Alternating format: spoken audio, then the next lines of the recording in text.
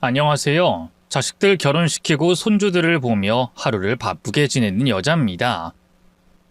제 사연은 자식을 키우며 벌어진 사건과 사고, 그리고 누구에게도 말하지 못했던 진실과 반전까지 있는 아주 흥미로운 이야기입니다. 그러니 꼭 끝까지 들어주시고 재미를 놓치지 마세요. 저희 식구로는 남편, 아들 둘, 그리고 막내딸이 있었어요. 자식들을 낳고 일을 그만두며 삼남매를 키우는 주부로 지냈는데 딸이 유치원에 들어갈 무렵 남편이 사고로 숨지고 말았어요. 집안의 가장이 그렇게 떠나버리니 평범했던 집안이 와장창 깨져버렸답니다.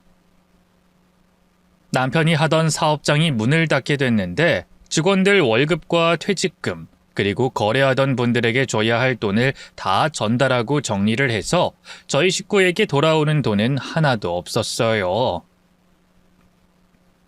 그이가 보험금을 남겨주긴 했지만 그걸로 자식 셋을 키우는 건 힘드니 제가 경제활동을 해야만 했습니다. 그래서 자식들을 친정오빠네 부부나 여동생 부부에게 맡겨놓고 일을 했어요. 가족들이 도와주겠다고 하니 큰 힘이 됐죠. 그런데 형편상 딸아이는 유치원에 보내지 못했습니다. 그것 때문에 화가 난 딸아이는 오빠들은 유치원에 보냈으면서 자기는 왜 보내주지 않느냐고 화를 심하게 냈습니다. 저는 미안하다 사과를 하기도 해보고 집안 형편 때문이다 라고 화도 내봤는데 딸아이는 유치원 못 간 것이 한이었는지 7살 내내 저를 밀어내더군요. 당연히 딸의 마음을 이해하니 계속 사과를 하고 앞으로 돈 많이 벌면 딸에게 많은 선물을 하겠다고 회유했어요. 다행히 학교에 들어갈 때는 저를 미워하지 않았습니다. 초등학교를 다니는 동안 공부를 시켜보고 숙제도 많이 도와주며 딸과 시간을 많이 보냈는데 저와 둘이 있는 걸 별로 좋아하지 않더라고요. 밖에 나가서 친구들과 노는 걸 더 좋아해서 매일 학교가 끝나면 가방만 휙 던져버리고 놀러 다녔답니다. 세월이 조금 흘러 딸이 중학교에 들어갔는데 입학한 지 2달 만에 담임 선생님께 전화가 왔어요. 큰일이 났다면서 학교로 오라고 해서 일하다 말고 뛰쳐나갔답니다. 학교에 도착해보니 한 학생의 옷이 거의 찢어지다시피 망가져 있었고 얼굴도 핥힌 자국과 퉁퉁 부어오르고 멍이 든 모습이었어요. 제이 어머님, 제이가 민선이 이렇게 만들었어요. 네? 우리 딸이 이랬다는 거예요? 제이야, 정말 네가 친구를 때린 거냐? 그냥 몇 대 때려줬는데 지가 이리저리 피하다가 옷이 찢어지고 멍든 거야. 난 몇 대밖에 때리지 않았어. 제이야, 너 친구를 이렇게 만들어도 된다고 누구한테 배웠어? 이게 사람이 할 짓이야? 당장 친구한테 사과해. 제가 먼저 나더러 아빠 없다고 놀렸단 말이야. 딸아이 말을 들어보니 아빠 없는 아이라고 놀린 모양이더라고요. 당연히 기분 나쁠 욕이지만 그래도 친구를 그렇게 때리면 안 된다고 훈계했습니다. 그러자 딸은 얻어맞은 학생에게 사과를 했고 저도 사과하면서 민선이 엄마한테 일러줬습니다. 우리 딸이 때린 건 잘못했지만 민선이도 잘한 게 없네요. 아빠 없다고 놀리다뇨. 중학생이나 됐으면 그런 상처가 될 말을 하지 말아야 한다는 건 알 나이잖아요. 민선 엄마도 애 교육 좀 해주세요. 이봐요, 제이 엄마. 우리 애가 틀린 말을 한 것도 아닌데 무슨 상처가 될 말이라는 거예요? 민선 어머님, 틀린 말은 아니지만 조롱하듯 놀렸잖아요. 그러니까 내 딸이 화가 난 거죠. 마지막으로 경고하겠는데 민선이가 또 같은 말해서 내 딸 화나게 하면 그땐 제가 민선 어머님의 뺨을 날려줄 겁니다. 뭐요? 왜요? 지금 한판 붙을까요? 애들 앞에서 망심 좀 줘요?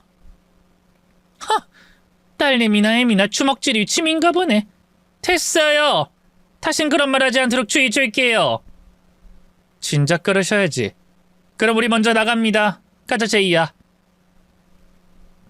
딸아이 손을 잡고 학교를 나왔고 그날 일은 무사히 잘 넘어갔습니다. 그런데 딸아이는 점점 더 과격해지고 무모해졌어요. 학교에서 친구들을 괴롭히는 문제로 학교에 몇 번이나 불려갔습니다. 한 번은 딸 친구의 가방을 가위로 잘라버리고 돈까지 빼앗았더라고요. 그 말을 듣고 학교에서 딸의 뺨을 거세게 날려버렸습니다. 당장 무릎 꿇고 사과해! 엄마 옆에 꿇어서 사과하잔 말이야! 에이씨, 그냥 돈 몇 푼 뜯은 걸로 이러는 거야? 엄마가 돌려주면 되잖아! 너 더 맞기 싫으면 당장 꿇어! 딸아이는 말로 해서 듣질 않으니 다시 손을 대서 사과를 하게 만들었죠. 피해당한 학생과 어머니는 제 딸을 노려보며 화를 가라앉히지 못했는데 결국 학생의 어머니가 제 뺨을 갈기면서 화를 풀더군요. 저는 가만히 무릎을 꿇고 때리는 대로 다 맞았습니다. 나쁜 짓을 하면 결과가 이렇게 나쁘다는 걸 몇 번이고 보여주고 타이르고 혼을 내며 가르쳤는데 고쳐지지 않았어요. 제 아들들은 딸의 비행을 고쳐주려고 저 대신 나서봤지만 통하지 않았습니다. 두 아들은 마음이 약해서 심한 말을 하지 못하기 때문에 딸이 만만하게 봤던 것이죠. 자식들을 비교하면 안 되지만 달라도 너무 달랐어요. 두 아들은 학교에서 모범생이었고 꿈도 가지고 있어 바르게 컸는데 딸은 학교에서 나쁜 짓을 끊임없이 했고 제 가슴에 난도질했습니다. 그래서 두 아들에게 엄마 역할을 제대로 해주지 못하고 딸한테만 온 신경을 쏟았습니다. 청소년 상담센터에 데려가 보기도 했고 정신과에도 억지로 끌고 가서 상담받고 약까지 받아왔답니다. 또 보육원에 봉사활동을 데려가서 이렇게 부모님 없이 지내는 아이들도 나쁜 짓 안 하고 자란다는 걸 보여줬죠. 하지만 딸은 제가 시도하는 것 모두 대충 생각하고 말았어요. 그러다 머리가 좀 커진 고등학생이 되자 본격적인 비행을 시작하더군요. 남자친구와 가출을 해서 2달 동안 집에 돌아오지 않아 경찰들과 함께 온 동네를 뒤져가며 마음을 졸이게 했어요. 나중에 딸아이는 돈이 떨어져서 돌아왔습니다. 제이, 너 그동안 어디서 뭘 하고 다닌 거야? 남자친구랑 놀러 다녔어. 엄마, 돈 좀 줘. 남자친구랑 여행 가기로 했어. 뭐? 2달 만에 집에 와서 한다는 소리가 돈 달라는 말이니? 도대체 언제까지 이럴 거야? 엄마 가슴에 못을 얼마나 더 박아야 하는 거냐고! 그냥 나한테 신경을 꺼. 엄마 원래 오빠들만 좋아하고 난 싫어했잖아. 엄마가? 아니야. 자식을 차별하는 부모가 어딨니? 그리고 난 너에게 더 많이 신경을 썼어. 그건 너도 잘 알잖아. 내가 사고를 쳐야 관심을 가져주니까. 그럼 네가 사고를 친 게 다 엄마 때문이라는 거야? 아니라곤 대답 못하지. 충분한 영향을 끼쳤어. 저는 한숨을 내쉬며 딸에게 사과와 부탁을 했습니다. 제이야, 엄마가 부족한 인간인가 봐. 네가 그렇게 느꼈다면 네 말이 맞겠지. 엄마가 서운하게 한 것이 있다면 다 털어놓고 말해봐. 하나하나 들어주고 사과할게. 다시 집 나가지 말고 모녀지간으로 잘 지내보자. 부탁이야. 됐어. 엄마랑 잘 지내고 싶은 생각 없어. 그냥 돈이나 좀 줘봐. 너한테 줄 돈 없다. 또 가출하는 걸 방임할 수 없어. 제이, 너 학교 다니기 싫으면 자퇴하고 검정고시라도 준비해. 그리고 대학을 가든 직업학교를 가든 해라. 그것도 싫으면 그냥 집에서 놀아도 돼. 아직 미성년자고 널 보호해야 하니까 가출하는 건 절대로 용납 못해. 딸은 제 말에 귀를 기울이지 않았지만 돈을 받지 못해서 가출을 다시 하지 못했습니다. 그런데 학교에서 딸을 거부했습니다. 딸아이는 결석일수가 많아서 퇴학 처리가 됐고 집에서 검정고시를 준비했어요. 학원을 보내줬고 책도 많이 사주고 용돈도 많이 줬습니다. 노력하려는 모습이 조금 보여서 아낌없이 지원을 해줬죠. 그런데 얼마 못 가 학원을 환불하고 책을 팔아치우고 집에 있던 귀금속을 몽땅 훔쳐서 또 가출했답니다. 남자친구와 긴 여행을 다녀온다는 메모를 남겨두고 말이죠. 정말이지 제가 너무 부족한 엄마라는 걸 또다시 깨달았습니다. 딸아이는 몇 달 뒤에 집에 돌아왔고 똑같이 돈을 달라고 하더군요. 저는 다 큰 딸아이의 얼굴에 손찌검을 했습니다. 여러 대 때리고 아예 집을 나가라고 소리를 질렀습니다. 김재인 너! 그렇게 멋대로 살고 싶으면 그냥 나가! 아, 왜 때려? 그리고 엄마가 날 낳았으면 책임을 져야지. 누가 날 낳아달라고 했어? 뭐? 이젠 하다 난 낳았으니 책임지라고 하니? 제이야, 내가 어떻게 해야 네가 이런 행동을 그만할 거니? 너 이제 곧 19살 돼. 성인이 되기 전에 어떻게 살아갈 건지 고민이라도 좀 해봐. 난 그냥 엄마가 주는 돈 받아서 놀러 다닐래. 그게 내 계획이야. 왜냐고? 엄마는 늘 오빠들만 귀하게 여겼으니까. 내가 언제 네 오빠들만 귀하게 여겼니? 내가 하나만 얘기해줄까? 너 학교에서 크게 사고 친 날 네 큰오빠 졸업식이었어. 난 네 오빠 졸업식 날 네 학교에 가서 학부모 앞에 무릎 꿇고 빌었다고. 그리고 네가 가지고 싶은 건 전부는 아니지만 갖게 해줬어. 얼마 안 되는 월급을 탈탈 털어서 네가 원하는 옷도 사주고 컴퓨터도 사줬어. 너는 또 사주는 게 뭐가 대단하냐고 하겠지? 근데 제이야, 난 널 위해서 돈뿐만 아니라 마음까지 다 열어줬어. 항상 너를 사랑해왔다고. 차별한 적 절대 없어. 아, 엄마. 말 맞네. 딸기한테 날리고 훈계하면 내가 들어먹을 줄 알았어? 난 내가 느낀 것만 생각해. 엄마가 하는 변명 따윈 귀담아 듣지 않는다고. 당장 돈 내놔. 정말 지친다. 제이야, 엄마가 부탁할게. 그만 좀 해. 아, 짜증나. 날 낳았으면 끝까지 책임질 생각해야지. 어디서 힘든 척이야. 아이, 재수없어. 나 그냥 나갈 테니까 다음에 오면 돈 준비해둬.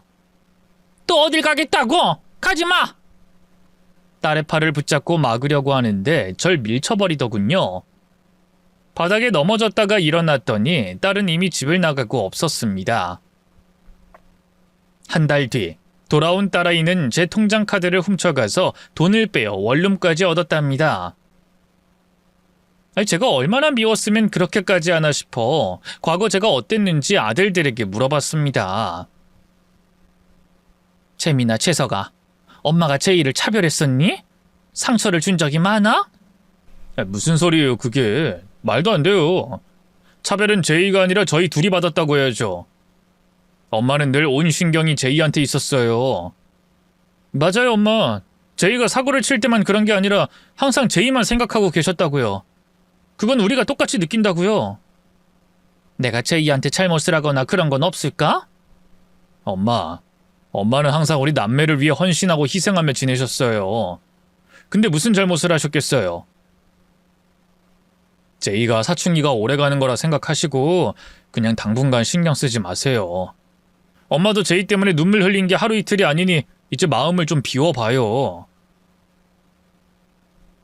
아들들은 말을 참 예쁘게 하더군요. 아무튼 제가 제이에게 상처 준 일은 없다고 하니 자책을 덜하기로 했어요. 그리고 딸이 찾아오면 좀 무심하게 말을 하기도 했죠. 너 왔니? 돈 필요해서 왔어? 엄마가 줄 돈이 하나도 없다. 앞으로는 네가 벌어서 써라. 뭐야? 나 오랜만에 집에 왔는데 쳐다도 안 봐? 네가 날 싫어하는데 얼굴 보고 말하면 좋겠니? 치, 이게 엄마의 본색이지? 나를 자식으로 취급하지 않는 본색. 아휴, 그만 좀 해라. 이제 엄마도 지겹다. 다 큰 딸에게 비난받고 막말 듣는 거 이제 그만하고 싶어. 아주 진상이네. 그래, 나도 더러워서 더는 이 집에 안 올 거야. 마음대로 해라. 제가 세게 나가니 딸은 바로 등을 돌리고 나가더군요. 물론 그때 제 가슴은 여전히 아팠습니다. 그리고 몇 달 뒤에 딸이 짐가방을 들고 왔더군요. 같이 동거하던 남자친구가 원룸 보증금을 빼고 이별 통보하고 사라졌답니다. 그래서 저는 아무 말 없이 딸아이 방문을 열어주며 편하게 지내라고 일러줬어요.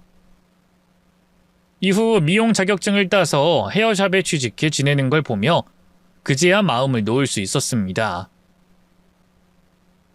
2년 동안 아무런 사고를 치지 않아 다행이었죠. 그런데 조금 더 시간이 흐르고 딸 앞으로 고소장과 내용 증명서가 날아왔어요. 뭔가 해서 봤더니 다단계에 빠져서 여러 사람들에게 사기를 저질렀더라고요. 딸은 진짜 아무것도 모르고 시키는 대로 일했다며 화를 박박 내는데 기운 빠진 저는 아무 말도 하지 않고 그 돈을 다 갚아주고 고소 취하가 되도록 했습니다. 두 아들이 30살이 넘어가면서 장가를 가게 됐고 며느리가 둘 생겼습니다. 며느리 둘 다 심성곱고 예뻐서 제가 가르칠 것도 없었습니다. 그런데 집에서 놀고 있는 딸이 며느리들에게 시짜질을 하더군요. 새언니, 시댁에 오면서 빈손으로 왔어요? 그리고 둘이나 되는 올케가 어떻게 시누이한테 아무것도 안 해줄 수가 있어요? 아가씨, 지난달에 용돈 드렸잖아요. 돈이 부족하셨어요? 그 말을 듣고 딸에게 한 소리 했습니다.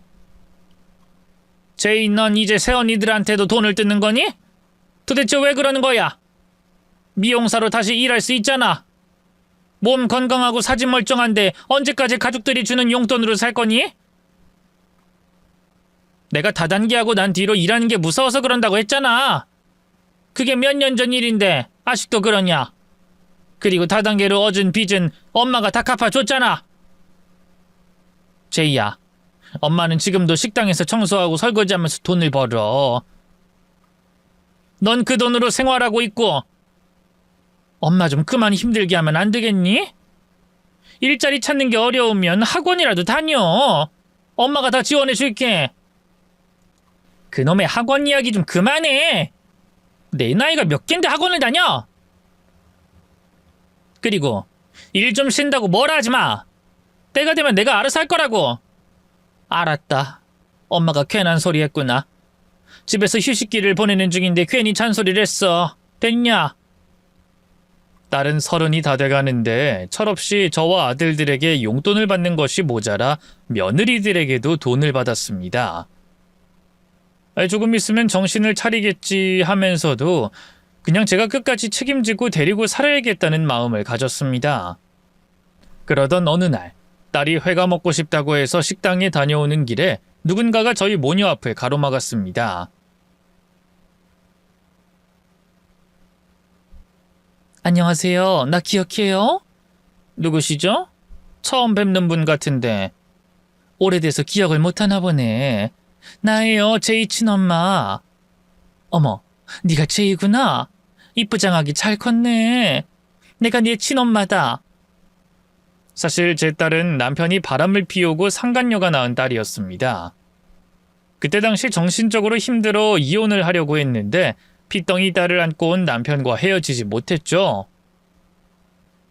상간녀가 딸을 버리고 도망갔다고 하니 제가 가슴으로 낳은 딸로 여기고 키웠답니다. 딸은 상간녀의 말을 듣고 기겁하더군요. 뭐야? 엄마, 나 엄마 딸 아니었어? 그 질문에 이렇게 대답했습니다. 아니, 넌 내 딸이야.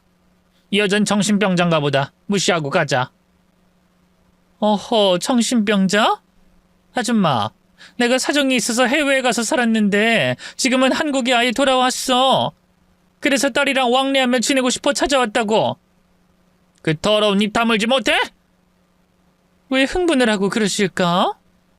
아줌마, 제이 아빠 저 세상 갔다면서요? 에휴, 그 양반 빨리도 갔네. 근데 아줌마나 그이나 왜 제이한테 내 이야기를 안 해준 거죠? 제이야, 너 내가 친엄마인 거 몰랐니? 상간녀의 주둥이에서 친엄마라는 단어가 또 튀어나오자 분노를 감추지 못하고 실컷 표출했습니다. 상간녀의 머리채를 잡고 귀싸대기를 날렸고 배를 때리고 다리를 걷어차서 바닥에 넘어뜨렸습니다. 아줌마 지금 뭐 하는 짓이야? 제이는 내 딸이야. 너 따위가 나타난다고 해서 달라지는 거 없어. 당장 꺼져. 다시 우리 앞에 나타나면 그땐 저승사자한테 보내줄 거야. 제가 상간녀한테 겁을 줬더니 딸이 중간에서 말리더니 출생의 비밀이 뭔지 확실하게 말해달라고 하더군요. 여태껏 비밀을 지켜왔는데 그날 모든 걸 실토하고 말았죠. 제이야, 네 아빠가 바람을 피웠다. 넌 혼외자고 바닥에 쓰러진 여자가 생물학적으로 네 모친이 맞다. 하지만 네가 태어나자마자 버리고 도망간 여자야. 넌 내 딸이야. 절대로 변하는 건 없어. 이제야 좀 알겠네. 나만 집에서 겉도는 이유가 뭔가 했더니 혼외자였다고? 그래서 날 그렇게 미워했던 거야? 미워한 적 없어. 그건 너도 알잖아. 아니, 넌 사춘기 애도 아니고 내가 얼마나 노력하는지 느꼈을 거 아니야. 아무튼 내 친모는 이 여자라는 거네. 이거 참 막장 드라마 속 주인공이 된 기분이네. 저기 친엄마, 일어나 봐요. 날 찾아온 이유가 뭐예요? 혹시 돈 좀 있어요? 당신 부자예요? 내가 따라가길 원해요? 딸은 제 말을 무시하고 상간녀에게 큰 관심을 보이더군요. 둘은 마주보며 웃더니 팔짱을 끼며 일어섰어요. 상간녀 역시 딸을 보고 교감이라도 했는지 당당하게 말하더군요. 부자는 아니지만 너랑 같이 살 정도는 돼. 이 엄마랑 같이 갈래? 혼자 사세요? 응. 이제 막 해외에서 돌아왔고 가족이 필요해. 내 딸아, 엄마랑 같이 가자. 친엄마, 지금 바로 친엄마 집으로 가요. 여기 가짜 엄마는 다신 보지 말아야겠다. 상간녀가 깔깔 웃으며 대답하더군요. 잘 생각했어, 제이야. 널 키워준 엄마가 어떤 인간인지 대충 알겠다. 얼마나 애를 못살게 굴었으면 날 보자마자 따라 나설까. 아휴. 이봐요, 아줌마. 내 딸은 이제 내가 책임질 겁니다. 그러니 당신은 당신 자식들이나 신경 쓰면서 살아요. 이런 해괴망측한 상황에 기가 막혀서 딸에게 물었습니다. 너 진짜로 이 여자 따라갈 거야? 널 버린 여자라고. 사정이 있으니까 그렇게 했겠지. 이거 놔. 가짜 엄마인 당신은 날 잡을 자격 없어. 30년 넘게 널 키웠어. 최선을 다했다고. 근데 고작 이 상간녀의 말에 넘어가서 나를 떠나겠다고? 날 보고 싶다고 찾아온 사람이자 친엄마니까 당연히 따라가야지. 가짜 엄마 집에서 눈칫밥 먹고 사는 게 질려버렸으니 오늘부로 끝이야. 이제 엄마도 속 시원하겠네, 안 그래? 딸이 이 정도일 줄은 몰랐습니다. 정말 억장이 무너지는 순간이었죠. 머리가 어지러워서 벽을 잡고 간신히 버텼는데 상간녀와 딸은 다정하게 팔짱을 끼고 절 비웃으며 떠났습니다. 딸이 저를 버리고 떠나게 되자 가슴이 먹먹했습니다. 집에서 한 발짝도 나가지 못하겠더라고요. 기운이 없고 밥도 넘어가지 않아 물만 마시고 누워서 지냈죠. 그런데 모든 상황을 알게 된 아들 부부들이 찾아왔어요. 어머님, 이러고 계셨군요. 많이 힘드시죠? 아이고, 미안하다. 자식들 왔는데 몸이 안 따라줘서 일어나질 못하겠다. 어머님, 저희가 식사 챙겨드릴게요. 그리고 저희가 부탁드릴 게 있어요. 어머님이 저희 아들이랑 동서 딸 봐주시면 어떨까요? 허전한 게 금세 잊혀질 것 같기도 하고 애기들이 예뻐서 어머님이 좋아하실 것 같은데. 내 손주들을? 너희 친정에 맡기지 않니? 그렇긴 한데 어머님이 봐주시겠다고 하면 어머님께 맡길게요. 하시던 식당 일도 그만두시고 저희가 드리는 수고비랑 용돈으로 생활하세요. 너무 늦게 말씀드려서 죄송해요. 아이고, 너희들은 참 생각하는 것도 예쁘구나. 그래, 내가 손자들 볼게. 내가 3남매를 키운 엄마니 손주들도 아주 잘 키울 수 있을 거야. 그렇게 딸이 떠나고 빈자리를 손주들을 키우며 채워나갔습니다. 육아를 해보니 하루 종일 바빠서 시간 가는 줄도 모르고 하루를 보냈답니다. 한편 집을 나간 딸은 연락처를 바꾸고 5년 동안 깜깜무소식이었습니다. 손주들이 유치원에 갈 나이가 되어 저희 일상이 한가해지면서 취미로 손뜨개를 배워 손주들 양말이나 장갑, 옷을 만들었습니다. 그러던 화창한 어느 오후에 집에 연락 끊긴 딸이 찾아왔습니다. 너 제이... 엄마, 그동안 잘 지냈어? 이 딸내미 없이 잘 먹고 사셨나 보네. 볼에 살이 오른 것 좀 봐. 어떻게 된 거냐? 너 도대체 뭐 하는 애냐? 이 엄마한테 연락 한 통 없이 5년 동안 뭐하고 살았던 거야? 우리 엄마 성질 여전하시네. 그냥 친엄마랑 같이 살다가 독립했어. 이젠 혼자서 직장도 다니고 남자도 만나고 있어. 날 아주 안 보겠다고 나가더니 다시 돌아왔네? 혹시 돈을 요구하려고 온 거니? 엄마도 참, 나 돈 잘 벌어. 보험 설계사로 일하고 있는데 작년엔 보험왕도 됐었어. 그래? 제이 너 많이 변한 것 같다. 말하는 것도 어른 같고 옷차림이나 머리도 수수한 게 딴 사람 같아. 나도 나이를 먹었으니 변했나 봐. 엄마, 내가 많이 못됐었지. 그걸 말이라고 하니? 그래도 난 너를 다 이해하고 보듬었어. 근데 날 버리고 친모한테 떠나? 얼마나 괘씸한 짓을 한 줄 아니? 미안해 엄마. 그때도 내가 진짜 철딱서니가 없었어. 항상 그래왔듯이 엄마 가슴에 못을 박았지. 그래서 사과하고 싶어. 엄마, 미안해요. 딸아이는 진짜로 변한 것 같았습니다. 고개를 숙여 저에게 사과를 하더니 저를 따뜻하게 안아주더군요. 저는 눈물을 흘리며 왜 이제야 돌아왔느냐며 딸의 등을 툭툭 때렸습니다. 그날 제 아들들과 며느리들을 집에 불렀어요.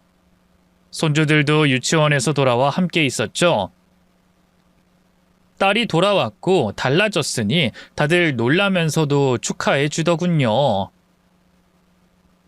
두 아들은 잠시 화가 난 것 같았는데 착한 녀석들이라 금세 딸과 풀었습니다. 딸은 일주일에 한두 번씩 찾아와서 온 식구들과 식사를 하고 돌아갔습니다. 그러다 곧 저희 식구들에게 보험을 하나씩 들어달라고 부탁하더군요. 엄마, 오빠들, 새언니들, 나 실적 좀 올리게 보험 하나씩 들어줘요. 대신 내가 크게 쏠게요. 저희 식구들은 다들 선하고 부탁이라면 거의 다 들어주는 사람들이라 보험을 하나씩 들기로 했습니다. 큰아들 부부와 작은아들 부부는 각자 보험 하나씩 들었고 저는 사망보험 2개와 암보험 하나, 그리고 질병상해보험도 들었어요. 생각해보니 그동안 보험을 하나만 들어놨더라고요. 그래서 이번 기회에 왕창 들어놨답니다. 딸은 제 보험료는 자신이 내주겠다고 했어요. 나이든 저에게 돈이 어딨겠냐며 앞으로는 딸이 용돈도 챙겨주고 호강시켜주겠다고 말했죠. 정말 큰 변화가 일어나서 신기하게 딸을 바라봤네요. 이후 딸과 목욕탕을 같이 가서 탕에 들어갔는데 기분이 참 묘했습니다. 딸이 어렸을 때나 목욕탕을 데려왔기 때문에 그런 거였죠. 제이야, 너 어릴 때 목욕탕에서 뛰어다니다가 넘어진 거 기억나니? 당연하지. 그때 진짜 벌러덩 넘어져서 아빠 죽는 줄 알았다니까. 엄마가 수십 번 뛰지 말라고 말해줬는데도 넌 말을 듣지 않았어. 청개구리였다니까. 아휴, 뭐 옛날 생각하니 재밌네. 아, 제이야, 네 친모랑도 목욕탕 가고 그러니? 아니, 얼굴 안 본 지 꽤 됐어. 나랑은 원수지간이긴 한데 넌 친모 따라가서 몇 년 같이 살았잖아. 정이 붙어서 잘 지내는 줄 알았는데 아니었나 보네. 엄마, 그 얘긴 그만하자. 우리 둘의 추억 이야기나 하자고. 그래, 뭐 엄마가 괜한 말을 했다. 자, 때를 불렸으니 등이나 밀어보자. 그렇게 딸과 즐거운 시간을 보내기도 하며 아주 잘 지냈어요. 과거 사고를 많이 치던 딸의 모습은 이제 더는 보이지 않아 천만다행이었죠. 1년 동안 딸과 자주 왕래하면서 좋은 추억을 만들며 잘 지냈습니다. 어느 날 딸이 저와 둘이서 바닷가를 가자고 해서 딸의 차를 타고 모녀 여행을 떠났어요. 딸이 운전하는 차를 처음 타보게 되니 신기하기도 했고 진짜 다 컸구나 하는 생각이 들었습니다. 예전에 철부지 딸의 모습은 하나도 보이지 않아 정말 고마웠어요. 제이야, 엄마한테 서운한 거 아직도 남아있니? 서운하긴 뭐가 서운해. 내가 철딱선이 없으니 사고를 치고 다닌 거지. 엄마, 나도 과거를 돌이켜보면 맨날 후회만 된다니까? 엄마한테 못한 말, 못할 행동을 너무 많이 했어. 그거에 대해선 진심으로 미안하다고 생각해. 아이, 그렇게 말해주니 기분이 좋네. 아이, 그래. 그럼 노래나 틀어봐라. 여행인데 음악 들으면서 가면 좋지 않게... 아! 딸아이가 핸들을 갑자기 틀어버리는 바람에 가드레일을 받고 차가 그대로 추락했습니다. 눈을 떠보니 저는 차 안에 있었고 딸은 보이지 않았습니다. 제이야, 어딨니? 제이야! 아무리 돌아봐도 딸은 보이지 않았습니다. 이윽고 구급대원들과 차를 올릴 리프트 차량과 견인차가 와서 저를 구해줬어요. 도로 위로 올려지자 딸의 얼굴이 보였습니다. 엄마 괜찮아? 미안해. 제이야, 너 어떻게 된 거니? 미안. 차 앞에 강아지가 지나가는 걸 보고 핸들을 틀어버렸어. 차가 가드레일에 박히는 순간 나도 모르게 창문으로 뛰어내렸어. 엄마 미안. 아이고 다행이다. 난 네가 보이지 않아서 큰일이 난 줄 알았다. 나도 괜찮은 것 같다. 몸이 아프긴 한데 에어백이 터져서 머리는 다치지 않은 것 같구나. 미안해 엄마. 나 때문이야. 진짜 미안. 저와 딸은 구급차를 나눠 타서 누운 채로 가까운 응급실로 향했습니다. 저의 오른팔이 부러지긴 했지만 그것 말고는 다른 데 큰 이상이 없다고 했어요. 그래서 입원이 아닌 통원 치료를 받기로 했답니다. 엄마, 팔 많이 아프지? 진짜 미안해. 강아지를 보고 핸들을 틀었다며. 나였어도 그렇게 했을 거다. 그뿐만이 아니라 나 혼자 살겠다고 창밖으로 뛰어내렸잖아. 그 순간에 너무 무서워서 본능적으로 뛰었다니까. 창문을 열고 있었으니까 나라도 그랬을 거야. 제이야, 네가 고의로 사고 낸 거 아니잖아. 그러니까 미안할 감정 가질 필요 없어. 알겠어. 설마 딸이 고의로 사고를 냈겠어요? 저는 절대적으로 사고라고 믿었습니다. 그런데 아들들과 며느리의 마음은 그게 아니었는지 딸이 제 집에 온다고 하면 다들 우르르 몰려왔고 저와 딸이 나들이나 외출을 한다고 하면 며느리가 항상 끼어다녔어요. 그나마 딸이 어떤 의도로 끼어다니는지 이해를 못해서 다행이었네요. 그래서 하루는 딸 없는 자리에서 큰 소리를 쳤답니다. 너희들 왜 그렇게 제이를 믿지 못하는 거니? 그때는 사고라고 했잖아. 그리고 나 무사하잖니. 니들이 이유가 있어서 날 쫓아다니는 걸 제이가 알면 뭐라 생각하겠어? 또 집을 나갈지도 모른다고. 제발 그만 좀 해라.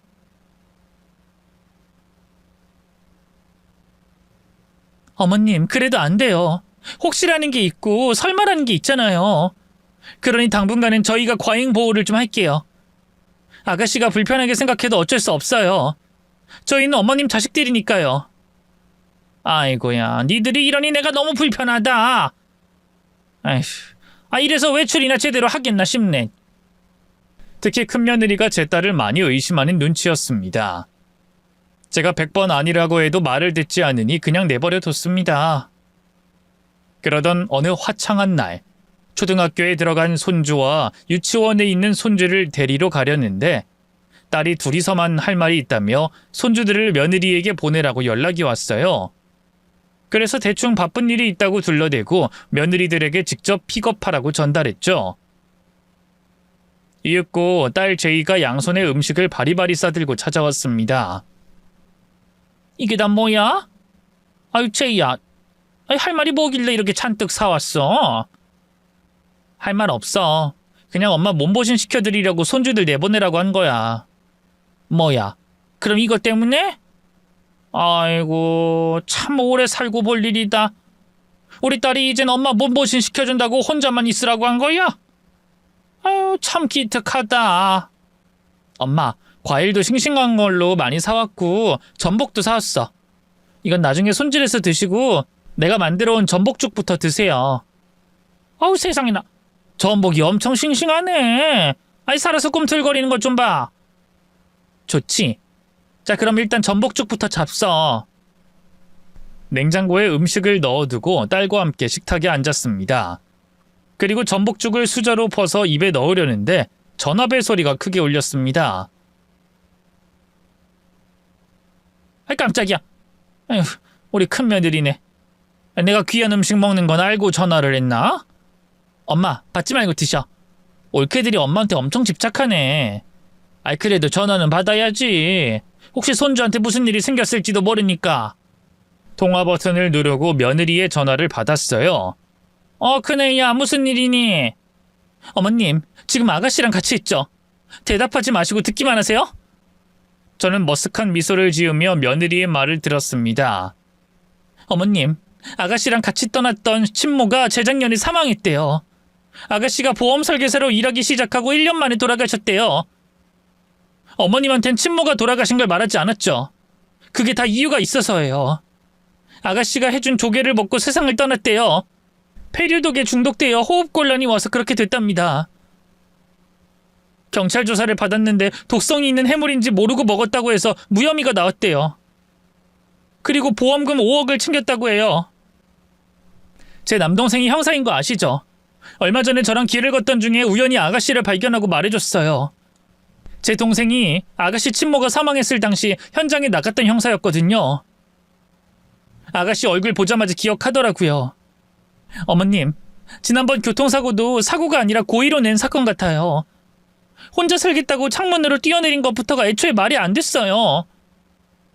며느리가 지금 무슨 말을 하는지 이해가 되지 않았지만 일단 전복죽을 먹으면 안 될 것 같았습니다. 계속해서 며느리의 말을 들었습니다. 어머님, 오늘 손주들을 저희한테 보내고 아가씨 만나는 거 맞죠? 느낌이 이상해서 전화를 드렸어요. 혹시 해산물을 들고 간 거예요? 어머님, 제 말이 맞으면 응 하고 대답하세요. 지금 해물이 든 음식이 앞에 있나요? 응. 절대 드시면 안 돼요. 아가씨 친모가 당했던 거랑 똑같은 상황이에요. 제가 남동생한테 전화해서 같이 갈게요. 그때까진 속이 안 좋다고 버티세요. 아가씨가 아무 이상 없는 음식을 주는 거라도 일단은 드시지 마세요. 아시겠죠? 며느리 말을 들으며 딸의 눈치를 봤더니 저를 뚫어져라 보고 있더군요. 그래서 하하 웃으며 핸드폰에 대고 말했습니다. 그래. 우리 손주가 할머니 보고 싶다니 나도 보고 싶구나. 그래도 오늘은 바쁜 일이 있으니까 내일 보자고 전해라. 전화를 끊고 나서 딸을 보며 말했어요. 아유 제이야, 그 엄마가 속이 좀 안 좋네. 이따가 속이 좀 풀리면 먹도록 하마. 엄마, 이거 방금 만들어 온 거야. 식기 전에 드셔야지. 죽은 원래 식어도 맛있잖니. 이따 먹으마. 왜 그래? 새언니가 뭐라고 했길래 갑자기 속이 안 좋다는 거야? 아니야, 별말 안 했어. 제이야, 그 엄마가 나이 들고 속이 안 좋은 날이 많아. 오늘이 바로 그날이고. 그러니 죽이랑 냉장고에 넣어둔 해물은 내일 먹든지 할게. 엄마, 딸 성의를 그렇게 무시하면 안 되지. 그리고 죽을 드셔야 속이 풀리지. 빈속에 가만히 참는 것보다 속을 채우는 게 좋아. 자, 내가 떠줄 테니까 해봐. 딸이 전복죽 한 수저를 떠서 제 입에 가져다 대더군요. 고개를 돌리며 거절했더니 딸의 표정이 굳어졌습니다. 엄마 속 채우라고 했잖아. 어서 해봐. 생각 없다니까. 이따 먹을게. 이번엔 제 딸이 한 손을 제 양볼을 잡더니 수저를 입으로 쑤셔 넣으려고 했어요. 이에 저는 두 팔로 딸을 밀어버렸습니다.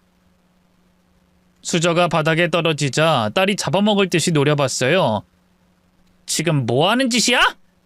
사람 성의를 이따위로 무시해도 되는 거야? 너 오늘 뭐하러 온 거야?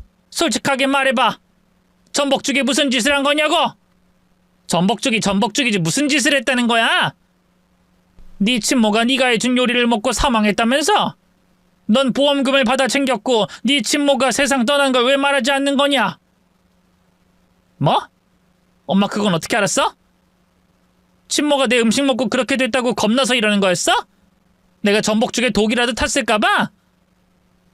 아닐 수도 있겠지. 아니라고 바래야지. 하지만 지금 저걸 먹을 순 없다. 아이씨, 이런 나가리인데. 저걸 당신이 처먹어야 끝이 나는 게임이었는데. 지난 1년 동안 내가 당신의 그 역겨운 얼굴을 보면서 딸 연기를 하느라 힘들어 죽는 줄 알았다고. 제이, 너 도대체 왜 이러는 거냐? 이 엄마를 왜? 몰라서 물어? 오빠들이랑 차별하고 날 무시하고 싫어했잖아. 내 생모는 낳아주고 버리고 도망간 희대의 나쁜 년이라 그때 따라가서 복수를 계획한 거야. 여러 가지 생각하다가 그냥 골로 보내는 것보다 돈까지 얻고 보내는 게 좋겠다 싶어서 보험 설계사를 시작한 거라고. 결론은 내 친모는 내가 원하는 대로 조개 요리 처먹고 세상을 떠났어. 5억을 남기고 말이야. 그리고 엄마 차례가 온 것 같아서 접근한 거야. 착한 척 철들은 척 연기하면서 말이야. 엄마 보험을 내가 몰래 몇 개 더 들었거든. 엄마가 돌아가시면 7억쯤 떨어져. 보험 들어놓고 1년 만에 이러는 이유가 의심을 피하려고? 그래, 눈치 빠르네. 1년 동안 보험료 잘 내고 있다가 사고가 나야 하는 게 내가 만든 규칙이거든. 친모도 그렇게 해서 내가 끝내버렸어. 자, 엄마, 이리 와. 전복죽 먹자. 이 딸의 정성을 생각해서 남기지 말고 먹어야지. 응? 너 지난번 차 사고도 계획했던 거지? 맞지? 그래, 당연하지. 거기서 확 가버렸어야 좋았는데 그때 난 안전벨트를 풀고 있었어. 핸들을 틀어버리고 열린 창문으로 뛰어내렸지. 나도 그때 하마터면 돼질 뻔했지. 그런데 스릴 있고 재밌었어. 아무튼 그때 당신이 살아남지 말았어야 했는데 아휴, 즐기기도 하다.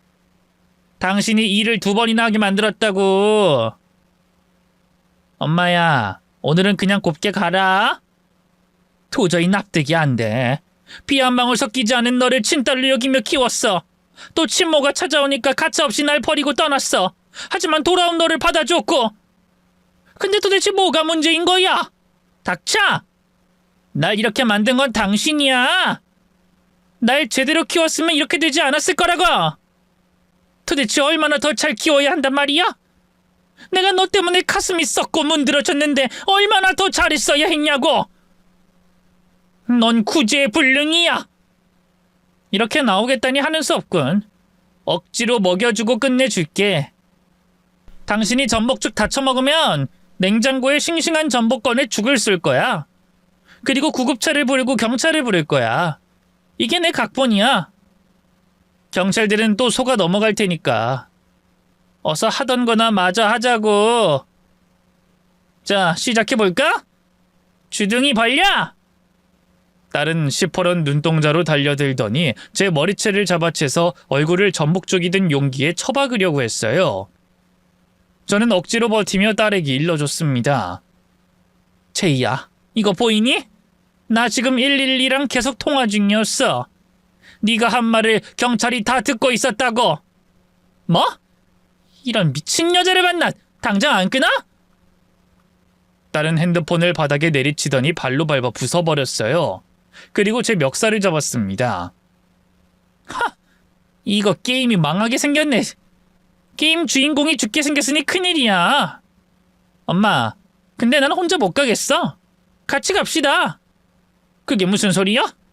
오늘 여기서 같이 뒤져버리자고. 경찰 불렀으니 게임 끝났잖아. 어떻게 애미라는 사람이 딸을 신고할 수 있지? 넌 미쳤어. 그러니 당연히 신고해야지. 친모를 그렇게 만들고 나까지 보내버리려고 하다니. 다음엔 네 오빠들이겠지? 빙고! 하나씩 방법을 바꿔가면서 보내버리는 게 내 계획이었어. 근데 이젠 다 끝나버렸네. 엄마, 나랑 같이 가자. 딸은 제 멱살을 잡은 채 베란다로 끌고 가더군요. 반항하며 힘을 써봤지만 딸의 힘을 따라가지 못했어요. 이윽고 베란다 난간 앞까지 다다랐습니다. 제이야, 이러지 마. 넌 치료하면 나을 거야. 제발 멈춰. 아니, 난 감옥에 가느니 여기서 떨어지는 게 100번 나아. 우리 둘이 보기 좋게 같이 갑시다. 안 돼. 제발 멈춰. 딸이 저를 잡고 몸을 난간 밖으로 기울이려고 하는 걸 힘을 써가며 버텼어요. 잠시 후 현관문이 열리더니 큰며느리와 형사인 며느리 남동생, 그리고 제 통화를 들은 경찰관들까지 우르르 들어왔습니다. 위급한 상황이라 테이저건을 딸에게 쐈고 그걸 맞은 딸은 바로 기절했어요. 저는 베란다 바닥에 주저앉아 오열했답니다. 경찰들은 딸을 제압하고 정신을 차리게 되자 쇠고랑을 채우고 끌고 나갔어요. 그리고 곧 과학수사대가 와서 전복죽과 냉장고에 있는 모든 음식을 수거해 갔습니다. 저를 구해준 며느리가 등을 쓸어주며 말했어요. 어머님, 이제 다 끝났어요. 아가씨 감옥에 가서 다시는 볼 일 없을 겁니다. 위험한 일은 더 이상 일어나지 않아요. 이게 무슨 꼴인지 모르겠구나. 내가 얼마나 못난 엄마면 이런 일을 당할까? 그런 말씀 마세요. 아가씨는 일반 사람들과는 달라요. 어머님도 아시잖아요. 그래도 딸에게 모든 걸 다 해줬어. 아들들에게 줄 사랑까지 그 아이에게 다 줬단 말이야. 그런데도 이런 짓을 벌였어. 어머님, 진정하시고 저랑 같이 병원 가요. 그리고 당분간 혼자 지내지 마시고 저희 집에 오셔서 같이 지내요. 먼저 경찰서에 가서 제가 당한 일들을 모두 말하고 며느리와 정신과에 가서 상담받으며 놀란 가슴을 진정시켰습니다. 그리고 처방해준 약을 먹었더니 기절하듯 잠이 들었답니다. 이후 딸은 친모를 해친 죄와 보험 사기, 그리고 저에게 했던 미수죄가 모두 인정되어 감옥에서 평생 썩게 됐습니다. 재판날은 차마 가지 못하고 검사를 통해 소식을 들었답니다. 몇 달의 시간이 지나고 딸의 얼굴을 한번 봐야겠다고 생각이 들어 교도소를 찾아갔습니다. 면회 신청을 했더니 받아주고 나오더군요. 유리를 사이에 두고 수화기를 들고 대화를 나눴어요. 제이야, 왜 왔어? 너 괜찮니? 내가 괜찮아 보여? 너 나한테 한 짓을 어떻게 생각하니? 반성하니? 후회를 해? 반성이고 후회고 난 그런 거 몰라. 당신이 날 감옥에 쳐넣어서 복수해야겠다는 생각 하나만 들거든. 제이야, 널 어떡하면 좋니? 어쩌긴 뭘 어째? 당신 때문에 나 평생 감옥에서 썩게 됐잖아. 미안하다. 어쩔 수 없었어. 곱게 전복죽 처먹고 돼질 것이지 일을 이렇게 만들어? 내가 여기서 물 떠놓고 고사 지낼 거야. 당신 지옥으로 처박히게 해달라고 말이야. 뭐? 도대체 왜? 날 원망하는 이유가 뭐야? 이유? 몰라 나도. 그냥 그래야만 할 것 같으니까 하는 거야. 너도 인정하는 거지? 내가 널 제대로 못 키웠다는 말은 못하겠지? 이 아줌마가 보소. 기세등등하네. 난 당신 딸인 게 처음부터 싫었어. 오빠들도 마찬가지고. 어쩌면 아줌마 남편이 바람나서 낳은 자식이라 저주를 받았나 봐. 그래서 내가 이 모양일 수도 있겠지. 제이야, 거기서 치료받고 건강해진 정신으로 날 만날 순 없겠니? 이게 지금 병 주고 약 주나. 야! 당신이 날 여기에 가둔 거야. 근데 건강해진 정신으로 어쩌라고? 이 늙어빠진 노친네가 돌아도 단단히 돌았네. 너만 아니었으면 난 지금쯤 10억 넘는 돈을 쥔 사람이 됐을 거라고. 정말 안 되겠구나. 이제 알겠다. 너는 내 딸이 아니라는 걸. 가슴으로 나온 너를 이젠 가슴에서 놓아줘야겠다. 그럼 거기서 잘 살지 말고 힘들고 고통스러운 나날을 보내거라. 엄마는, 아니 네가 원망하는 이 여자는 그만 떠나도록 하마. 뭐야? 나한테 그따위 말하러 온 거였어? 거기서! 당장 내 앞에 와서 빌어! 안 그럼 탈옥해서 당신을 끝장내버리겠어! 아휴, 이제 진짜 그만두련다. 나를 2번이나 해치려고 한 거 용서해줄 생각이었는데 그건 아닌 것 같다. 내가 잘못 생각한 것 같다. 너 같은 미친 애를 더는 딸로 두지 않을 거야. 영원히 이 지옥 속에서 썩어버려. 아이씨! 당신 내가 저주할 거야. 그리고 반드시 복수하겠어. 날 이렇게 만든 건 당신이라는 걸 꼭 인정하게 해주겠다고. 아이씨! 딸은 유리 너머에서 발악하고 난동을 부려서 교도관들이 팔다리를 잡고 안으로 끌고 들어갔습니다. 그게 제가 본 딸아이의 마지막 모습이었어요.